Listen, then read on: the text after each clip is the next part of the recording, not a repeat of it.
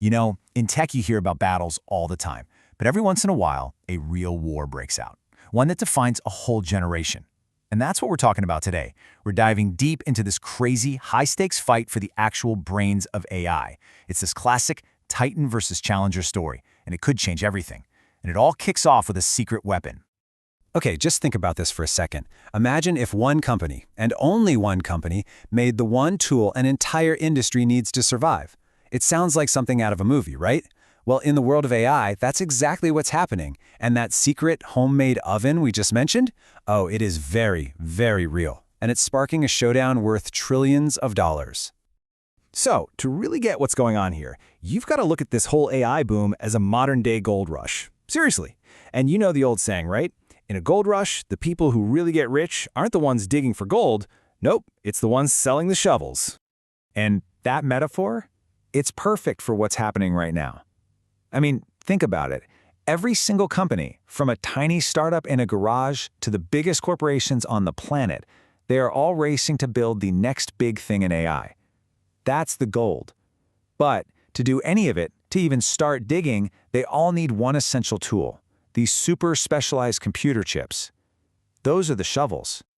Okay, but here's where things get absolutely wild. There's basically only one store in town selling these shovels.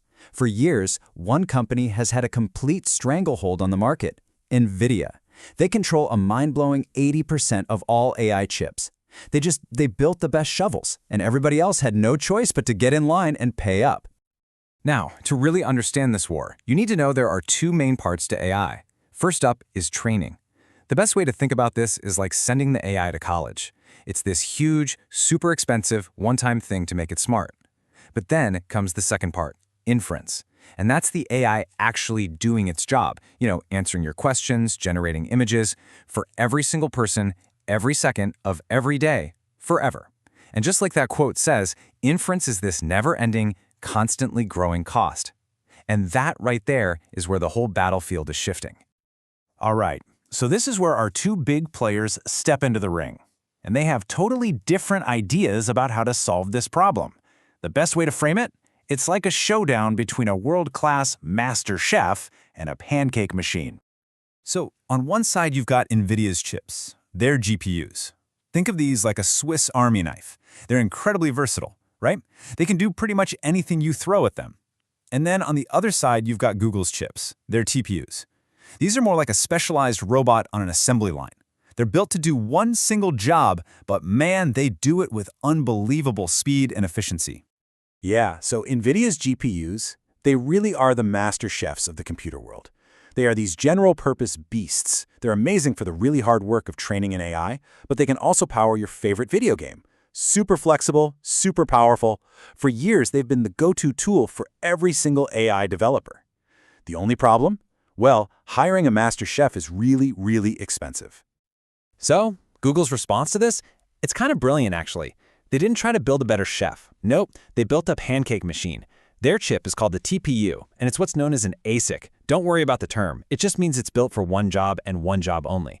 And that job is doing the boring, repetitive math that makes up AI inference. It can't train a new AI, it can't run a video game, but it can serve 1 million users or, make 1 million pancakes way faster and way, way cheaper than that master chef ever could. Okay, so here's the next wrinkle. It's not enough to have just one of these super fast chips anymore. Not even close. Modern AI needs thousands of them, all working together. And when you do that, you create a brand new, massive problem, a digital traffic jam. And to solve this problem, both companies took completely different paths. You can think of it like this. One company decided to unleash 1,000 sports cars into a city, while the other decided to build a brand new subway system from scratch.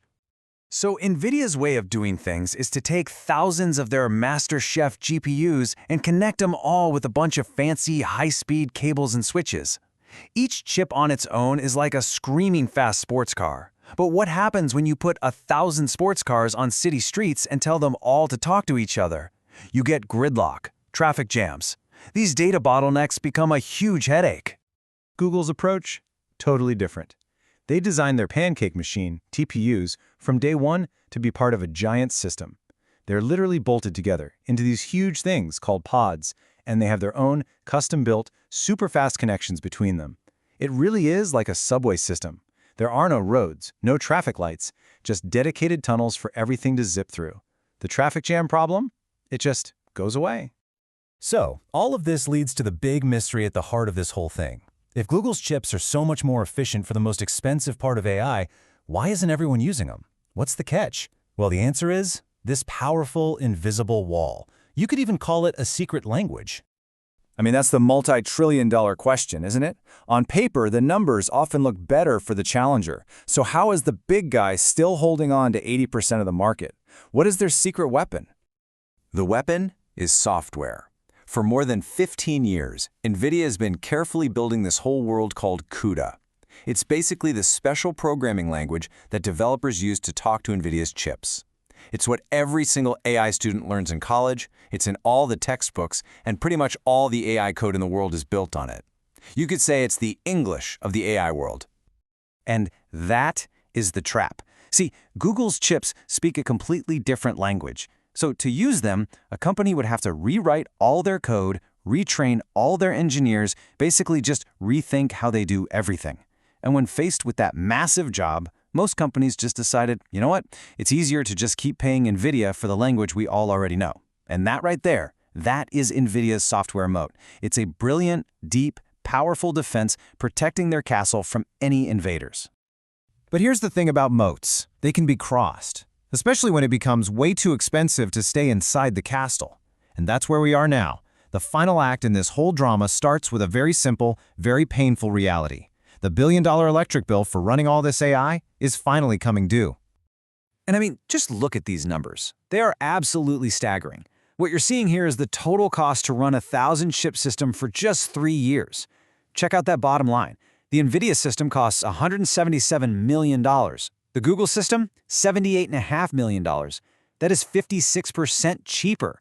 All of a sudden, learning a new programming language doesn't seem like such a big deal when you're talking about saving almost $100 million. And it's not just about the final price tag either.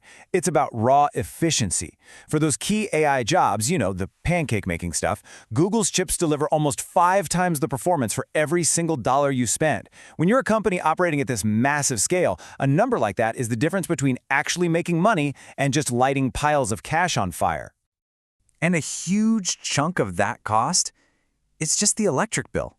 An Nvidia H100, which is their top-of-the-line chip, just drinks power, 700 watts. A similar Google TPU uses less than half that amount. Now, that might not sound like a lot, but when you're running hundreds of thousands of these things 24/7, that difference adds up to tens of millions of dollars in electricity and cooling costs every year. And listen, this isn't just a what-if scenario anymore. The shift is happening. The snowball is rolling down the hill. We're seeing major AI companies making the jump. Anthropic, a huge rival to OpenAI, signed a deal for up to 1 million Google TPUs. Meta, Nvidia's biggest customer, is talking about a multi-billion-dollar deal. Midjourney, the AI art tool, cut their running costs by 65% just by switching. The migration is on. You see, for years, the AI race was just about one thing: speed. Who had the fastest, most powerful master chef? But now, the industry's growing up, and the rules are changing. It's not just about speed anymore. It's about efficiency. It's about that never-ending operating cost. So the winner of this war might not be the chip that's the absolute fastest, but the one that doesn't bankrupt the company running it. And that leaves us with one final thought, one final question. In this new era, whose side is your wallet on?